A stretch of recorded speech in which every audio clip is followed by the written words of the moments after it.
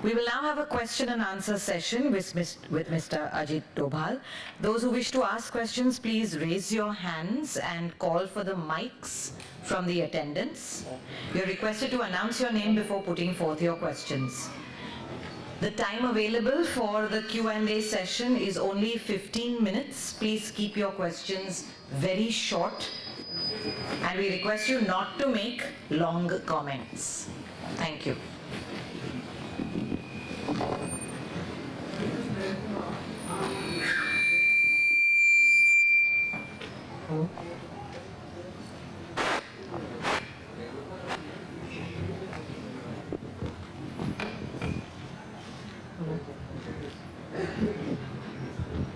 Hello. Yeah, my name is Prem Kumar, 1968, your batch. Maharashtra, you're from Kerala, I know. Just one question. You had mentioned about statecraft and conflict of values.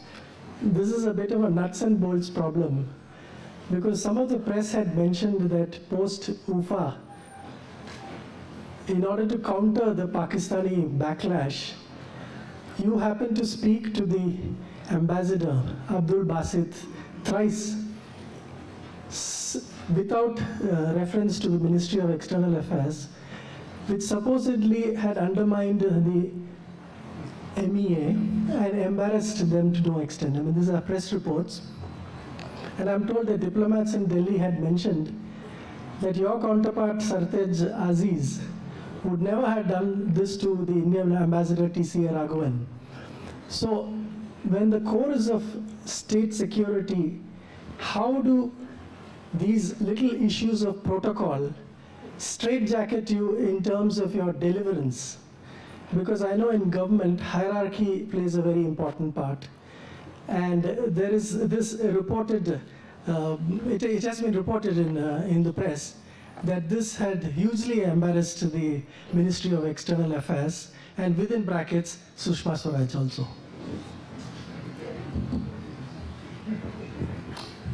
Firstly, the facts are not right, and I'm not going to correct the facts. Secondly, this has got nothing to do with the conflict of values. It has got something to do what you consider as urgent. When at UFA it was agreed that there will be no border firing, and the Pakistanis started firing, it was absolutely necessary to tell them without any loss of time that you stop it, otherwise we will retaliate. And we will retaliate with effect. This message was concurrently given to our High Commissioner in Islamabad and to the High Commissioner of Pakistan here at 7:05 in the morning. It was the time of Ramzan. The Rozas were there, and we thought that they will do. Now, whatever they happen, thereafter I'm not going into that. So when there is an immediacy, you do not go into the listing of who should be talking to whom. If it's a police commissioner sitting here, and if you find that there is somebody whose life has to be saved, it may be a job of a constable, but he will do and jump there himself.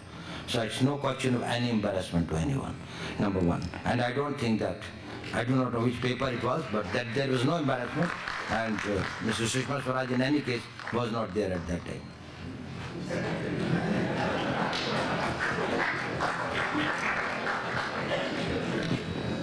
And there is no this thing, that is probably the PMO dictates the terms or calls the shots. It is completely wrong. It's all a teamwork. We all work in very, very closely in a team. Whatever it is, you know, sometimes there's a conflict between important and immediate. And one does not know whether we should do something which is immediate or do something which is important. But when there's a convergence of importance and immediate together, thereafter also you go through a bureaucratic procedure, then I think that is, well, you don't deserve to be in a place where you are. Because there is no dilemma there. It was both immediate, it was both important. So lead it by the front. Good evening to all of you. I should really thank Lalit Doshi Memorial Trustees for having lectures. Every year we are getting lectures, better and better speakers. and the size of the audience speaks for it. Last year we had Raghuram Rajan, and today we are honored to have you, sir. Sir, two observations. Mahatma Gandhi never believed in security. He said, a tooth for a tooth and nail for nail will make the world go blind. So, but in today's scenario, when the Pakistan is not is engineering this 2611, and in spite of our efforts, they are not bringing the mastermind to book. What more can we do? How more talks will help us in seeing that a Pakistan comes and innocent lives at the borders are not lost? So second thing, today all the channels carry that they have Sten guns and we have rifles. So our police, infantry, army should also be provided rifles. And so another thing, the hanging of Yaqub Memon really sent a positive signal that anybody who plays with the state's life and will be punished. Sir, but do you really feel that are we really safe in all respect, or we are still at the mercy of this criminal terrorists? Thank you. Now, I'm not one to challenge the great doctrine of the father of the nation about the tooth for tooth and retribution, whether it is the best policy. But the point is that you can do sufficient to see that the enemy does not try to see that it is a viable position for him to make an attempt on your tooth or on your eye or on yourself. Deterrence. That is a nation which has got the strength and a credibility that it can use its strength should it be necessary. That is not necessarily that you are working for in retribution. If you do go for physical fitness and you say that, well, you are going to run, jog for 1 hour every day and do the physical exercise for 2 hours, and then nobody tries in your mohalla to this thing like that, you are not doing any retribution, you are only keeping yourself fit. Now the point is this, if you make yourself a provocation for assault, for a damage by somebody else, you are also partly responsible for it. Your weakness is a provocation. And if your weakness includes your unjustified tolerance, that is, you are not able to exercise power that you possess, because you don't have the will to exercise the power, that is as good as not having it. Because power is not as good as you have it, but as much as you can exercise it. It is just like money. I can have 50,000 rupees in my pocket and die of starvation if I decide not to spend it. So India has a mindset where it punches below its weight. We have to punch not above our weight, we have to punch not below our weight, we have to increase our weight and punch proportionately.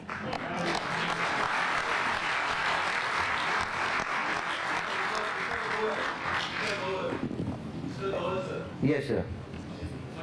My name is S. Balakrishnan. No, let me, there was 2 small points, I'll just finish it. Rifles and Sten guns.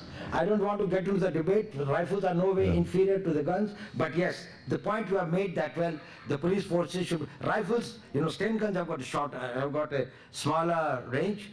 Rifles can be even a sniper rifle, they can, but there were different types of uses. And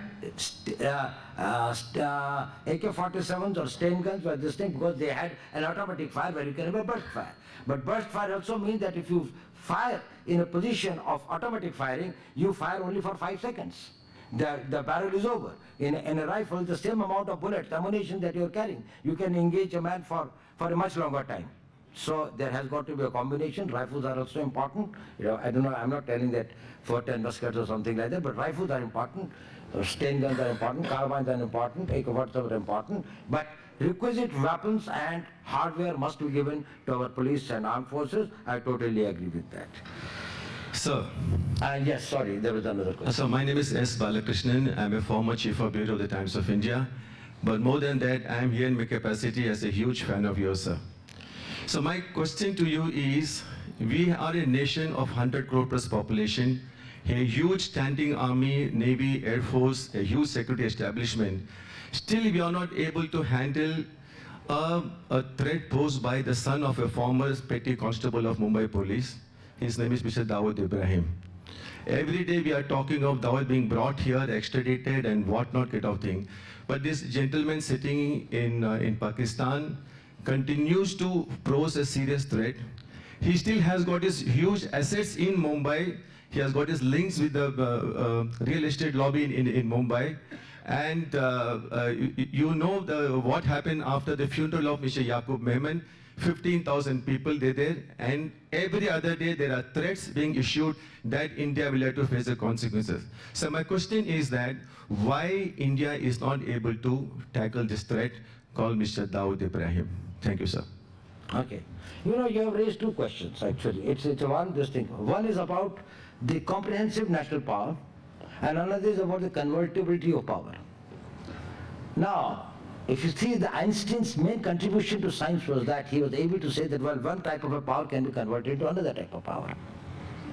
Or rather, it is interchangeable. That E is equal to MC square, that, you know, at the end of it, the entire, this thing comes from the same source. But in this interest, in the context of the state, you require power, that is one thing. Convertibility of the power is not always possible. For example, well, if somebody has picked your pocket and a huge armor tank battalion here, what do you do with that? You will not be able to convert this thing. So it's got a big army or a big navy or a big air force. Yes, if it's a threat from, say, Ki-17 aircraft from this thing, or F-16 aircraft from Pakistan, or DF-21 missiles from China, we will say that, well, we have got Agni, we have got this thing. It is not against somebody who is a fugitive living under the protection of some intelligence agency in a guarded place. So the interconvertibility is not always there. You may have legal power, but you cannot automatically convert that legal power into a muscle power. There is a due process through which you can do it. So there are two things. We are a country of 100 crore, we are a powerful country, there is no doubt about it. We are a much importantly emerging economic and military power, we are, and we will be much ahead, I think, in the next few years. I am very, very sure of that. But whether this is a specific thing leads to that or not, that's another thing.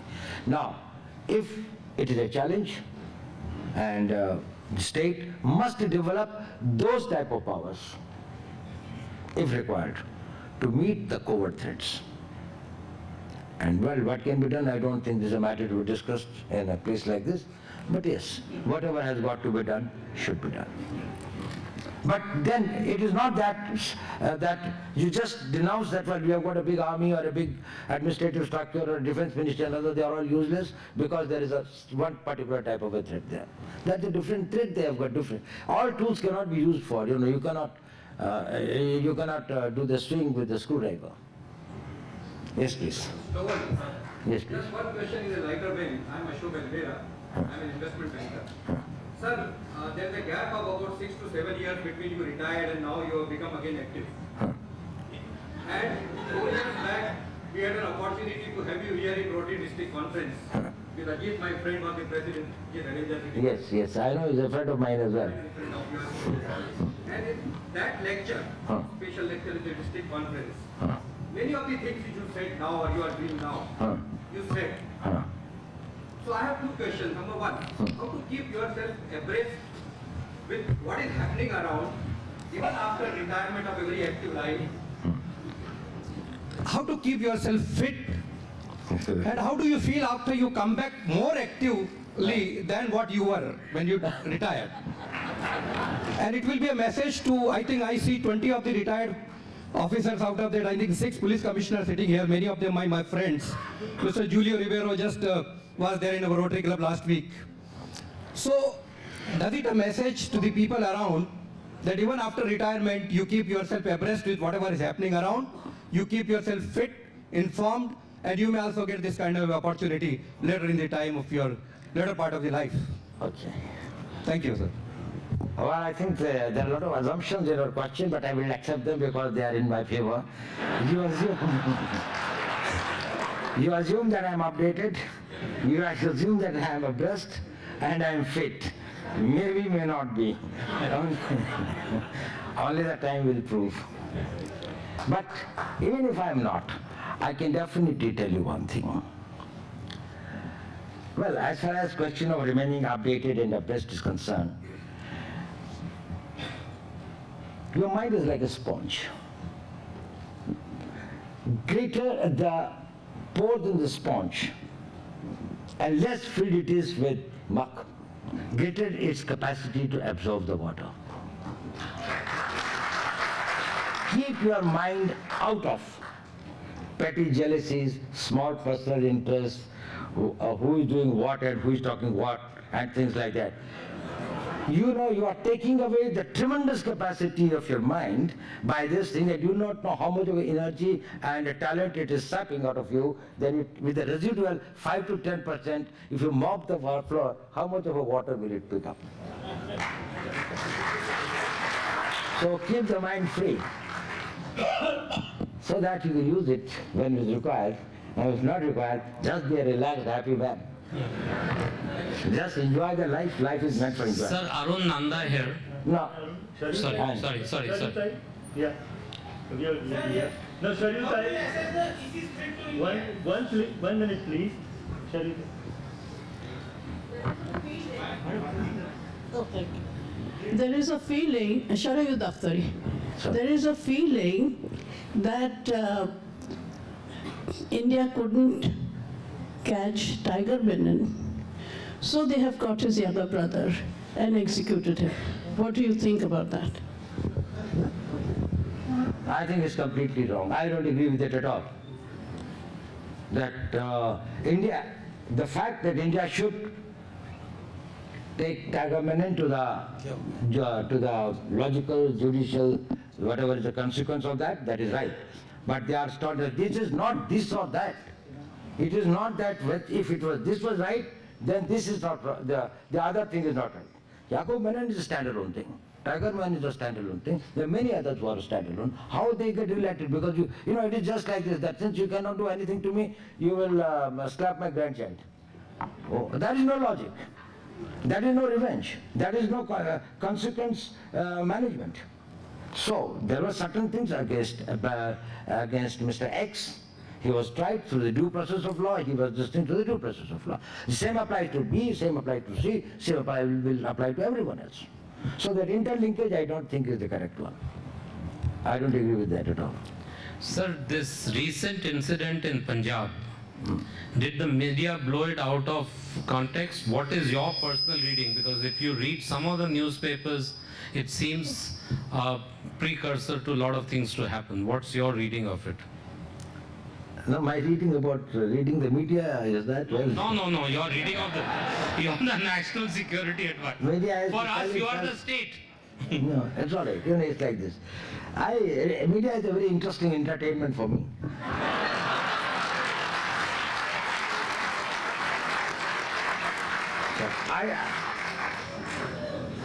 It's a good thing in the morning that it wakes you up and things like that. Not about what they are writing is right, but then how wrongly the right can be projected and how much the people can remain disinformed.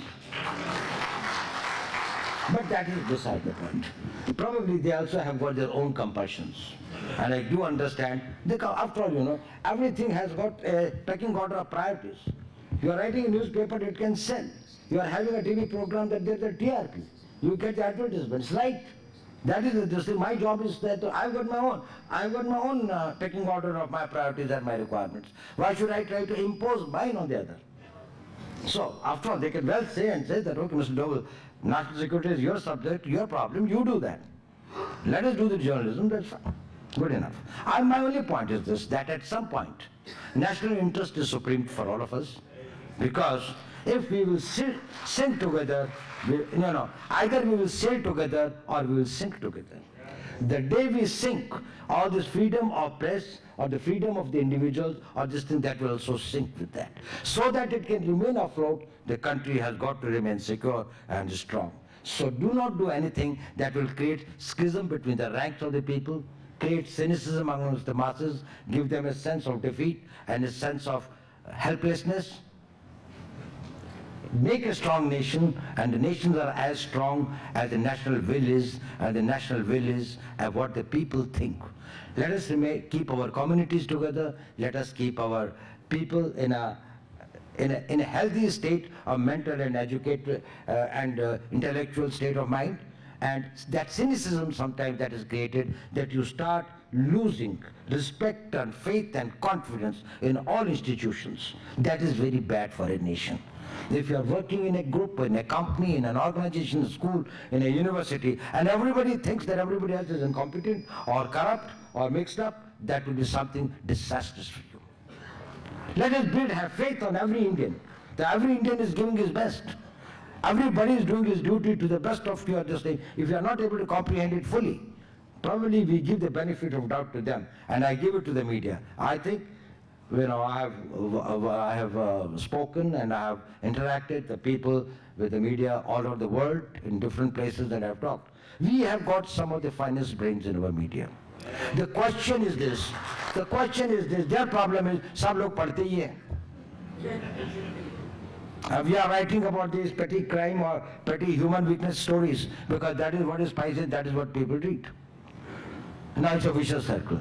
You write it, so people read it, they get interested, so you write more of it, so they get more interested, and you are in that circle. Where is the serious journalism?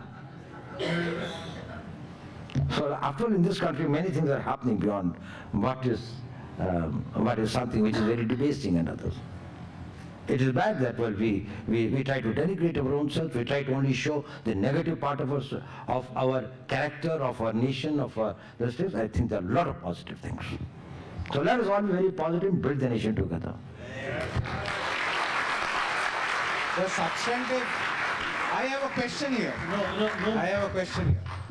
The substantive question is, will you justify violence to maintain statecraft? Now this is the last question. We will not be able to take more questions. We have a procedure of ending on time. So this is the last one which you asked. Absolutely yes. There is no confusion. But there are riders. Through the rightful processes, through a way which is in consonance with the nation's law, its constitution, its established values, and its international interest. It is not that you approve the violence by the state in an indiscriminate way. That is not approvable, but definitely should it prime interest of the nation, there is nothing that the nation should stop. It should go to any length. If need be, there cannot be any compromise on that. After all instrumentalities of the state have been made basically to serve it. Why was the Constitution made? Why was the Constitution made? It was made to serve the cause of India. It was we the people, we thought that we give it. Now there is somebody from behind, he said, who decides it? In a democracy, the majority decides it. Please contest the next election. And you will know who decides it. We have countries where they do not resort. Thank you. Thank you, sir. Let's give him a big round of applause once again. Thank you very much. So, Mr. Ajit Doval. On behalf of the MIDC, Dr. Bhushan Gagarani will now give a memento to Mr. Ajit Doval. Thank you very much. Everybody good seminar. On behalf of the Lalit Doshi Memorial Foundation, I request Mrs. Pratima Doshi to present a citation to Mr. Ajit Doval.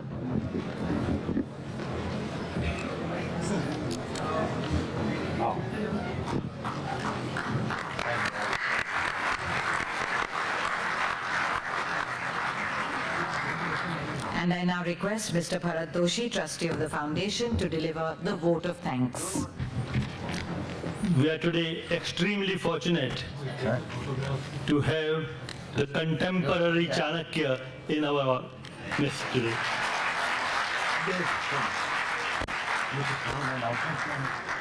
Thank you very much. Thank you. When Mr. Bam and I met Mr.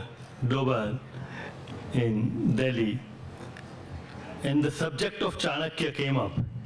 And what was very interesting, that in a way led to the discovery of the title of today's lecture about state security, statecraft, and conflict of values. We already heard about various stories of his exploits, which many of them are on internet. They have not been confirmed, but let me tell you, they have not been denied. So today morning, somehow a vague fear started coming in my mind. It must be because I was too much on the internet, that while I'm waiting downstairs for Mr. Doval to arrive, he might have come incognito and might be sitting in the audience. A message which really I took from the last part of his session, where he talked about, after having explained in detail about the individual, the state, the individual freedom, the states, that there are parallel set of values. And that gave me a lot of thoughts to think about. And yet he very clearly said that in case of conflict, it's the national interest which prevails. Thank you very much, sir, for this brilliant lecture today. Thank you very much. We have had a galaxy of speakers over the years. Today, one more star is added in that galaxy. Thank you. Thank you very much. Thank you for your very kind words. Just a few more items of vote of thanks. I must thank the Chief Secretary here. We have had the tradition, and sir, you helped us to keep the tradition by being present here today. Thank you very much. Thank you very much. Thank you to the jury who spent a lot of time going in the rural areas and identifying the winners today, and congratulations to the winners. I must thank the trustees, the other trustees of the foundation who support year after year. And I would be failing in my duty if I don't thank the donors. And there are many donors who give anonymously and tell us not necessarily to announce their names, but which helps us to meet the expenses of the foundation beyond the earnings on the corpus. I must thank the YB Chavan Pratishthan. Year after year, in this 21 lectures, only one lecture by Mr. Arun Jaitley was outside, only because the date was changed at the last moment. But otherwise, we have been very fortunate that we have been able to have the lectures year after year here. Thank you to the foundation here. And finally, thanks to all of you. Without your presence, this would never have been as successful as it was today. Thank you. Thank you. Thank you. As we conclude today's program, on behalf of the trustees of the foundation, I wish to thank you all once again for joining us today.